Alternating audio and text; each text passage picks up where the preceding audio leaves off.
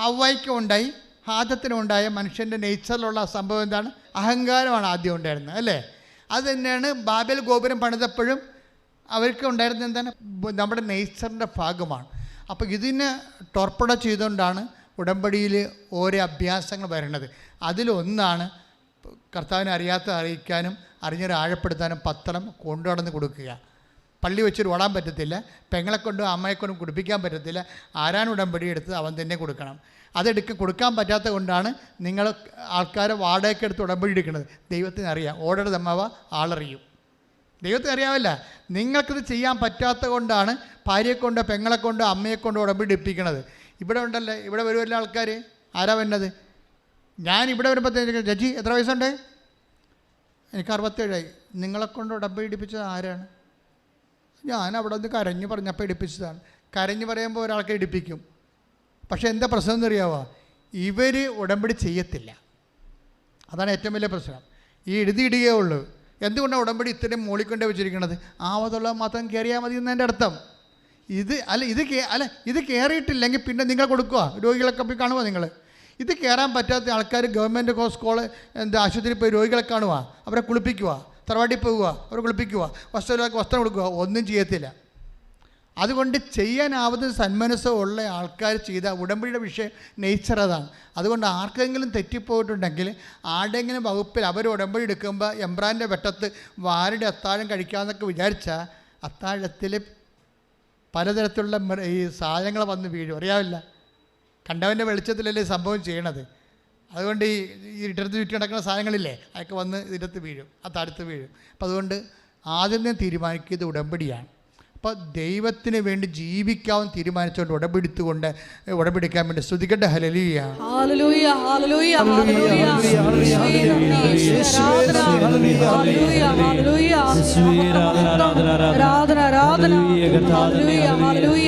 ഉടമ്പടി എടുക്കുമ്പോൾ തന്നെ സാക്ഷ്യം പറയുവാൻ ഞങ്ങളെ ഒരുക്കണമേ എന്ന് പ്രാർത്ഥിക്കുന്നു. സാക്ഷ്യം പറയാനുള്ള വലിയ കൃപ നൽകണമേ എന്ന് പ്രാർത്ഥിക്കുന്നു. സാക്ഷ്യത്തോടെയാണ് ഇത് ആരംഭിച്ചത്. ഇത് വെച്ച് അവസാനിപ്പിക്കുകയാണ്. സുസൈൻ ഡിസിൽവ ഇന്നലെ കഴിഞ്ഞ ദിവസമാണ് സാക്ഷ്യം പറഞ്ഞത്. അവരെന്നാ ഉടമ്പടി എടുത്തിരിക്കുന്നത്? ജനുവരി 19. ജനുവരി കഴിഞ്ഞിട്ട് ഫെബ്രുവരി 19 അല്ലേ? അപ്പോൾ ഒരു മാസം. അതിനുള്ളിൽ തന്നെ അവിടെ രോഗം ഓപ്പറേഷൻ പോലും ഇല്ലാതെ മരുന്ന് പോലും കഴിയൊക്കെ അമ്മ മാറ്റിക്കൊടുത്ത്. പിന്നെ എന്താ സംഭവിച്ചിരിക്കുന്നത് അവർക്ക്? പിന്നെ അവരുടെ വെച്ചിരിക്കുന്ന വിഷയങ്ങൾ ഒന്നൊന്നായിട്ട് അവർ പറയുന്നുണ്ട്. 6 വിഷയം പറഞ്ഞ് 6-7 കാര്യം അമ്മ ചെയ്തിട്ടുണ്ട്. അനിയത്തിക്ക് വീട് കിട്ടി. പിന്നെ അമ്മായിയമ്മയുടെ മുട്ടിൻ്റെ നീര് മാറി അവർ നന്നായിട്ട് നടക്കാൻ തുടങ്ങി. ഇതെല്ലാം ഇപ്പം എത്ര? മാർച്ച് എത്രയാണ്? മാർച്ച് 4. മാർച്ച് 19 ആയിട്ടില്ല. 60 ദിവസം തികഞ്ഞിട്ടില്ല. 50 ദിവസത്തിനുള്ളിലുള്ള 6 കാര്യത്തിന് 7 കാര്യം നടത്തിക്കൊണ്ടാണ് അതാണ് പരിശുദ്ധാത്മാവിൻ്റെ ഫലങ്ങളെന്ന് പറയണത്. അതുകൊണ്ട് ഇവരുടെ സാക്ഷ്യം ഒന്ന് കേട്ടിട്ട്, ഇത് അച്ഛൻ്റെ ഈ ടോക്കും കൂടി കേട്ടിട്ട് നിങ്ങൾ ഉടമ്പടി നിങ്ങൾ ഷഫിൾ ചെയ്തിട്ട് റീഷിഫ്റ്റ് ചെയ്യണം. രണ്ടാമത് പുനഃക്രമീകരിക്കണം. കാര്യം ഈ സ്പിരിറ്റ് നോക്കണം. ഉടമ്പടി മരിയൻ ഉടമ്പടി fired and powered by Marian spirituality. അത് പരിശുദ്ധാത്മാവിൻ്റെ ഫലങ്ങളാണ്. അപ്പോൾ അത് കറക്റ്റ് ചെയ്ത് കഴിഞ്ഞാൽ ഏറ്റവും അവസാനം പറഞ്ഞത് എന്താണ്? അവിടുന്ന് തൻ്റെ ദാസിയുടെ വിനീതാവസ്ഥ തൃക്കൺ പാർത്തു. എളിമയുണ്ടെങ്കിൽ മാത്രമേ ഈ പ്രവർത്തനങ്ങൾ ഉടമ്പടി പ്രകാരമുള്ള എല്ലാ പ്രവർത്തനങ്ങളും നടക്കത്തുള്ളൂ. രോഗികളെ കാണാൻ പറ്റത്തുള്ളൂ. അവിടെ കൂടെ ഇരുന്ന് അവരെ കുളിപ്പിക്കാനോ അവർക്ക് ഭക്ഷണം കൊടുക്കാനോ കയ്യിലുള്ള പൈസ മറ്റവർക്ക് കൊടുക്കാനോ. ഇനി നിങ്ങൾ പഠിക്കാൻ കാശില്ലാത്തവരില്ലേ, ഇപ്പോൾ രണ്ടാമത് ഇപ്പോൾ അവർ വീട്ടിൽ നിന്ന് പഠിച്ചു, IELTS പോയി തോറ്റു, പിന്നെയും അപ്പോൾ അവിടെ പോയി ട്യൂട്ടോറിയൽ പോയി പഠിച്ചിട്ടും പിന്നെയും തോറ്റെങ്കിൽ പിന്നെ അവരാരെങ്കിലും പഠിപ്പിക്കണ്ടേ? ഇനിയും 35,000 രൂപ മുടക്കി അവർക്ക് പഠിക്കാൻ പറ്റുമോ? അപ്പോൾ അത് പൈസ മുടക്കിയവർക്ക് പഠിക്കാൻ പറ്റുമോ? അപ്പോൾ അങ്ങനെ അത് കാരുണ്യപ്രവൃത്തി ഉള്ളവരാണ്. അറിവില്ലാത്തവരെ പഠിപ്പിക്കുക എന്നുള്ളത് കാരുണ്യപ്രവൃത്തിയിലുള്ളതാണ്. അല്ല രോഗികളെ കാണുന്നത് മാത്രമല്ല. നിങ്ങൾക്ക് ഒരു ട്യൂഷൻ എടുത്താൽ പോലും ഉടമ്പടിയുടെ ഭാഗമാണത്. അറിവില്ലാത്തവരെ പഠിപ്പിക്കുക എന്നുള്ളത് കാരുണ്യത്തിന് പകരം. നിങ്ങളത് ചെയ്യുന്നില്ലെന്ന് ഞാൻ പറയണില്ല. നിങ്ങൾ ചെയ്യുമ്പോഴൊക്കെ നിങ്ങളുടെ വെസ്റ്റഡ് ഇൻട്രസ്റ്റ് ഉണ്ട്. അയൽവാസിയല്ലേ, കൂട്ടുകാരത്തിയല്ലേ, നമുക്കൊരു കൂട്ടുകാരത്തിനെ കിട്ടുമല്ലോ, അങ്ങനെ എന്തെങ്കിലുമൊക്കെ ജഡികമായ ചിന്തയിലാണ് ചെയ്യണത്. അല്ല, അങ്ങനെയല്ല. ഏത് ജാതിക്കാരായാലും നമ്മൾ അവരൊന്ന് സഹായിക്കണം, പഴക്കം പഠിക്കാനുള്ള നിർവാഹം ഇല്ലെന്നുണ്ടെങ്കിൽ പഠിപ്പിച്ചു കൊടുക്കുകയാണെങ്കിൽ അത് ഉടമ്പടിയുടെ ഭാഗമായിട്ട് നിങ്ങൾ കാഴ്ചവെച്ചാൽ മതി. കർത്താവേ, എനിക്ക് ഇതാണ് ഏറ്റവും കൂടുതൽ എളുപ്പം. അറിവില്ലാത്തവരെ പഠിപ്പിക്കുന്നത്. അതുകൊണ്ട് ഞാൻ മാത്സ് അറിയാൻ മേലാത്തവരെ പഠിപ്പിക്കും, ഇംഗ്ലീഷ് അറിയാൻ മേലാത്തവരെ പഠിപ്പിക്കും, അവരെ പരീക്ഷയ്ക്ക് പഠിപ്പിക്കും. അവരെ അങ്ങനെ എന്തെങ്കിലും ചെയ്താലും നിങ്ങൾക്കത് നിലനിൽക്കാൻ പറ്റും. രോഗികളെ തന്നെ കണ്ടിട്ട് അങ്ങനെ ഓപ്ഷൻ ഇല്ല. ശരിക്കും പറഞ്ഞാൽ കാരുണ്യപ്രവൃത്തി ഉള്ളതാണ് അറിവില്ലാത്തവരെ പഠിപ്പിക്കുവാൻ. കർത്താവ് പറഞ്ഞതാണ്, അവൻ പറഞ്ഞതാണത്. എന്താ അവൻ പറഞ്ഞത്? നിങ്ങൾ ലോകം മുഴുവൻ പോവുക, എല്ലാ ജനതകളെയും പഠിപ്പിക്കുക. അതാണ് വിഷയം. അപ്പോൾ ആത്മീയമായ കാര്യങ്ങൾ ചില ആൾക്കാർ ഞാൻ മാതാവിനെക്കുറിച്ച് എല്ലാവരോടും പറഞ്ഞുകൊണ്ടിരിക്കുമെന്ന്. അത് പഠിപ്പിക്കല. മാതാവ് സാക്ഷ്യം പറയാൻ പറഞ്ഞില്ലേ, ഞാൻ മാതാവിനെക്കുറിച്ച് എല്ലാവരോടും പറഞ്ഞുകൊണ്ടിരിക്കും. അതെന്താ കാര്യം? അത് പഠിപ്പിക്കലാണ്. അത് കാരുണ്യപ്രവർത്തനത്തിൻ്റെ ഒരു ഭാഗമാണ്. അറിയില്ലാത്തവരെ പഠിപ്പിക്കുക. എഴുന്നേൽക്കുക, സ്തുതിക്കട്ടെ. ഹല്ലേലൂയ, ഹല്ലേലൂയ, ഹല്ലേലൂയ, ഹല്ലേലൂയ. യേശുവേ നന്ദി, ഹല്ലേലൂയ, ഹല്ലേലൂയ, ഹല്ലേലൂയ, ഹല്ലേലൂയ. യേശുവേ നന്ദി, ഹല്ലേലൂയ, ആരാധന, യേശുവേ ആരാധന, ഹല്ലേലൂയ, ഹല്ലേലൂയ, ഹല്ലേലൂയ, ഹല്ലേലൂയ, ഹല്ലേലൂയ. യേശുവേ ആരാധന, ഹല്ലേലൂയ. ഉടമ്പടിയായി പങ്കെടുക്കുന്ന ദൈവസ്നേഹത്തോടെ ഉടമ്പടി നിബന്ധനകൾ പാലിക്കുവാനുള്ള വലിയ കൃപ നൽകണമേ എന്ന് പ്രാർത്ഥിക്കുന്നു. ഹല്ലേലൂയ, ഹല്ലേലൂയ. യേശുവേ നന്ദി, യേശുവേ ആരാധന. ഞങ്ങളെ സാക്ഷികളായി ഉയർത്തണമേ എന്ന് പ്രാർത്ഥിക്കുന്നു. Hallelujah, hallelujah. പരിശുദ്ധ പരമ ദിവ്യകാരുണ്യത്തിന് പരിശുദ്ധ പരമ ദിവ്യകാരുണ്യത്തിന് പരിശുദ്ധ പരമ ദിവ്യകാരുണ്യത്തിന്. എൻ്റെ പ്രിയപ്പെട്ടവരെ, രോഗമുള്ളവരൊക്കെ വേണ്ടി പ്രാർത്ഥിക്കുന്ന സമയം, ഈ പ്രാർത്ഥനാ സമയങ്ങളിൽ രോഗമുള്ള ശരീരഭാഗങ്ങളിൽ കൈകൾ വെച്ചുകൊണ്ടാണ് പ്രാർത്ഥിക്കേണ്ടത്. സ്പോണ്ടിലോസിസ്, തൈറോയിഡൊക്കെ ഉള്ളവർ കഴുത്തിലാണ് കൈവച്ച് പ്രാർത്ഥിക്കേണ്ടത്. PCOD, പിസ്റ്റുല ഉള്ളവർ, ഗർഭാശയത്തിൽ സിസ്റ്റ് ഉള്ളവരും അടിവയറ്റി കൈവച്ചാൽ പ്രാർത്ഥിക്കേണ്ടത്. കിഡ്നി അസുഖമുള്ളവരും നടുവേദനക്കാരും നടുവിൽ കൈവച്ച് പ്രാർത്ഥിക്കണം. കണ്ണിൻ്റെ കാഴ്ച, ചെവിയുടെ കേൾവി, അതുപോലെ തന്നെ ശിരസ്സിൽ വരുന്ന രോഗങ്ങൾ, തലവേദനകളുള്ളവർ നെറ്റിയിൽ കൈവച്ചാൽ പ്രാർത്ഥിക്കേണ്ടത്. ശ്വാസകോശ രോഗികൾ, ഹൃദയ രോഗികൾ, കരൾ രോഗികൾ എല്ലാം നെഞ്ചിൽ കൈവച്ചാൽ പ്രാർത്ഥിക്കേണ്ടത്.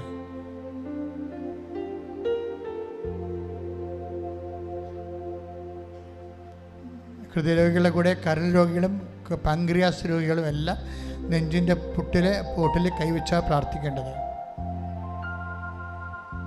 സർവാംഗ രോഗികൾ സ്വസ്തിക പോലെ ശരീരം കൈകൊണ്ട് പൊതിഞ്ഞ് മൊത്തം ദൈവത്തിന് ശരീരം സമർപ്പിച്ചാൽ പ്രാർത്ഥിക്കേണ്ടത്. അച്ഛൻ പ്രാർത്ഥിക്കണം, വിശ്വാസപ്രമാണം ചെല്ലുകയും സ്തുതിക്കുകയും ചെയ്യുക. അടിപ്പണ പോലെ വൈതാക്കാമ്പ ദൈവികമായ ശക്തി ആവശ്യിക്കുന്ന സമയമാണ്. ശ്രദ്ധിക്കട്ടെ.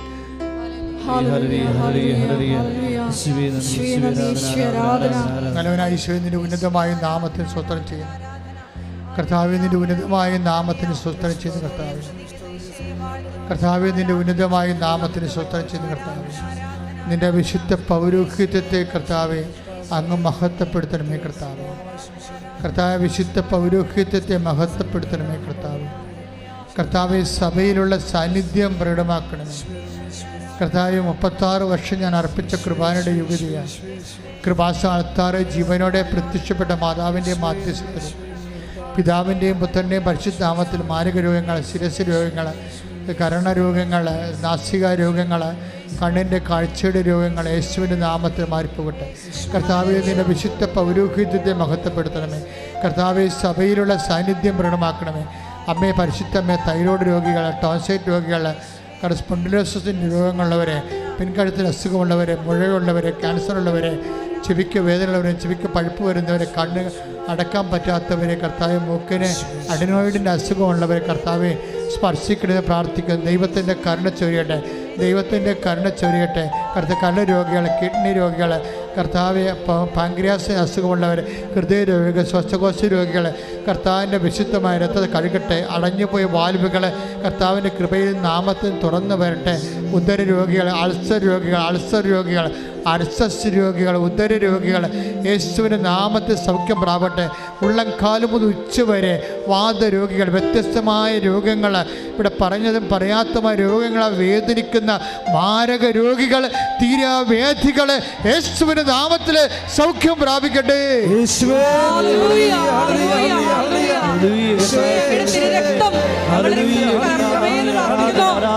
പരിശുദ്ധ പരമദിവ്യകാരുണ്യത്തിന് പരിശുദ്ധ പരമദിവ്യകാരുണ്യത്തിന്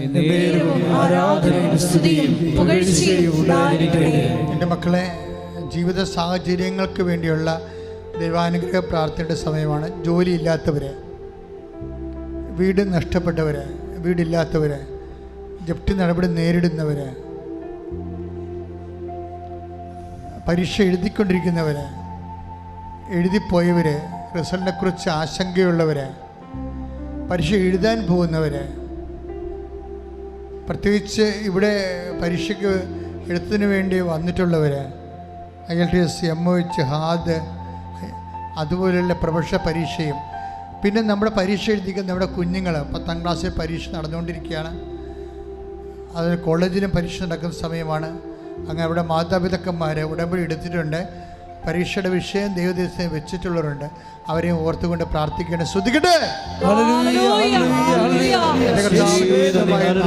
സഭയുടെ അധികാരത്തിൽ, യേശുവിൻ്റെ ഉന്നതമായ നാമത്തിൽ സഭയുടെ അധികാരത്തിൽ ജോലിയില്ലാത്തവർ, കർത്താവെ പലതരത്തിലുള്ള വേദനകൾ അനുഭവിക്കുന്നവർ, കർത്താവ് പരീക്ഷയിൽ കഴിഞ്ഞവർ, ഒതുങ്ങുന്നവർ, റീവാലുവേഷനിൽ കൊടുത്തിട്ടുള്ളവർ, പരീക്ഷയ്ക്ക് ഒരുങ്ങുന്നവർ, കർത്താവെ പലതരത്തിലുള്ള വേദന, ജോലി സംബന്ധമായ കുരുക്കുകൾ അനുഭവിക്കുന്നതുകൊണ്ട് എല്ലാ ജീവിത ദുരിതങ്ങളും യേശു ക്രിസ്തുവിന്റെ നാമത്തിൽ മാറിപ്പോകട്ടെ. ഹല്ലേലൂയ.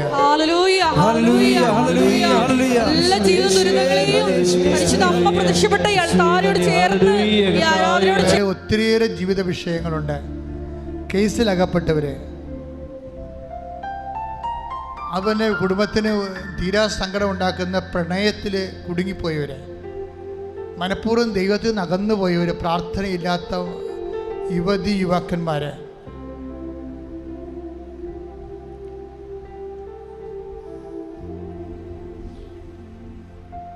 ജീവിത വരുമാന മാർഗമില്ലാത്തവർ, അത് മുട്ടിപ്പോയവർ, പലതരത്തിലുള്ള ബാങ്ക് ഡിമാൻഡ് നോട്ടീസ് ലഭിച്ചിരിക്കുന്നവർ, പക്ഷെ അതിനെ അടക്കാനൊരു മാർഗം അവർ കാണാത്തവർ, വിവാഹ തടസ്സമുള്ളവർ, കുഞ്ഞുങ്ങളില്ലാത്തവർ, വിദേശ ജോലിയിൽ അവിടെ വീട് വാങ്ങിക്കാൻ ഉദ്ദേശിക്കുന്നവർ, കിട്ടാത്തവർ, വീട് വിൽക്കാൻ ഉദ്ദേശിക്കുന്നവർ, നാട്ടിലായാലും വീട് വിൽക്കാൻ ഉദ്ദേശിക്കുന്നവർ, സ്ഥലം വിൽക്കാൻ ഉദ്ദേശിക്കുന്നവർ, നടക്കാത്തവർ, അന്യദേശങ്ങളിൽ സ്ഥലം വാങ്ങിച്ചു വെച്ചിട്ട് അവിടെ പൊറുക്കാൻ പറ്റാതെ വിറ്റ് മാറാൻ ഉദ്ദേശിച്ചിട്ട് വിൽക്കാൻ പറ്റാത്തവർ, അവരെല്ലാം ഓർത്ത് പ്രാർത്ഥിക്കേണ്ട സമയമാണ്. കിടപ്പ് രോഗികൾ, പലതരത്തിലുള്ള മയക്കുമരുന്നിന് അകപ്പെട്ടു പോയവർ, കർത്താവിൻ്റെ വിശുദ്ധമായ രക്തം അവരുമെല്ലാം തളിക്കപ്പെടാൻ വേണ്ടിയും, ശത്രുക്കൾ ചവിട്ടിപ്പിടിച്ച് വെച്ചിരിക്കുന്ന നിങ്ങളുടെ സ്വത്തുകൾ, നിങ്ങൾക്ക് ജീവിക്കാൻ മാർഗമില്ലാത്ത അവസ്ഥകൾ, കണ്ണീരോടെ കർത്താവിന് തിരിച്ച് അമ്മയുടെ മധ്യം സമർപ്പിച്ചുകൊണ്ട് ശ്രദ്ധിക്കട്ടെ.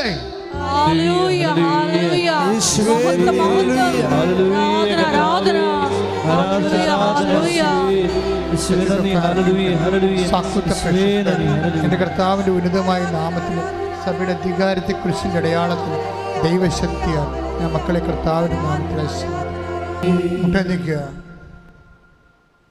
നിൽക്കുക മക്കളെ. എന്തെങ്കിലും കാര്യം അച്ഛൻ വിട്ടുപോയിട്ടുണ്ടെങ്കിൽ നിങ്ങൾക്ക് ഭയങ്കര സങ്കടം തോന്നുന്നുണ്ട്. അച്ഛനത് പറഞ്ഞില്ലല്ലോ എന്ന് ഓർത്ത് സങ്കടം തോന്നുന്നുണ്ട്. അപ്പോൾ അത് നിങ്ങൾക്ക് ഇപ്പോഴും ഈശോയോട് പറയാം. എന്തെങ്കിലും കാര്യം അച്ഛൻ വിട്ടുപോയിട്ടുണ്ടെങ്കിൽ അത് മൗനമായി നിങ്ങളുടെ വിഷയം എന്തെങ്കിലും വിട്ടുപോയിട്ടുണ്ടെങ്കിൽ അതിപ്പോൾ ഈശോയോട് പറയാം. നിങ്ങൾക്ക് തീർച്ചയായിട്ടും നിങ്ങൾക്ക് ആദ്യം സാക്ഷ്യം പറയാൻ പറ്റും. അടയാളം കിട്ടണം മക്കളെ. അതുകൊണ്ട് സാക്ഷ്യം പറഞ്ഞെന്നുള്ളതെന്ന് പറഞ്ഞുകൊണ്ട് തന്നെ നിങ്ങളുടെ വിഷയങ്ങൾ ഈശോയ്ക്ക് ഏൽപ്പിക്കുക.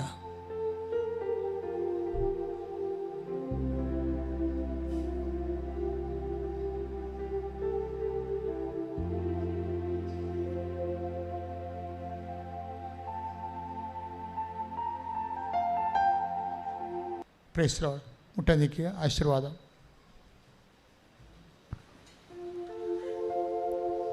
ഈ ആരാധനയിലുടനീളം ഞങ്ങളെ വഴി നടത്തിയ വചനങ്ങൾ നൽകിയ, വെളിപാടുകൾ നൽകിയ ദൈവത്തിന് നന്ദി പറയാം.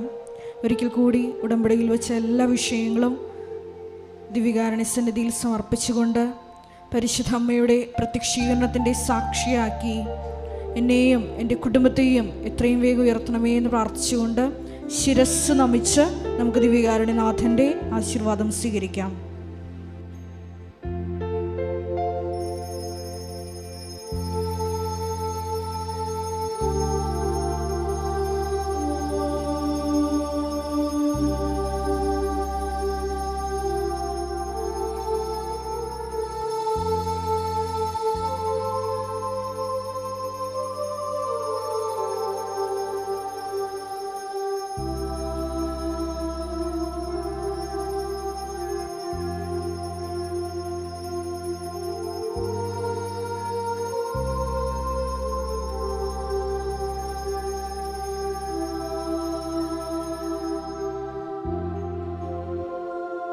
പരിശുദ്ധ പരമമാ ദിവ്യകാരുണ്യമേ,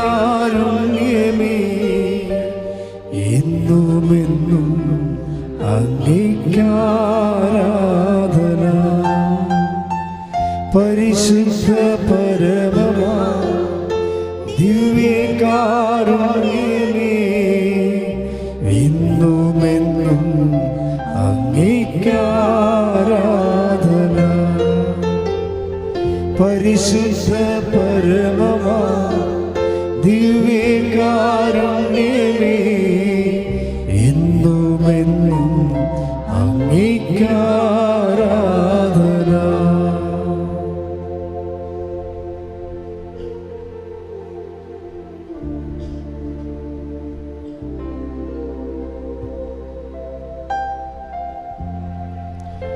ആവേ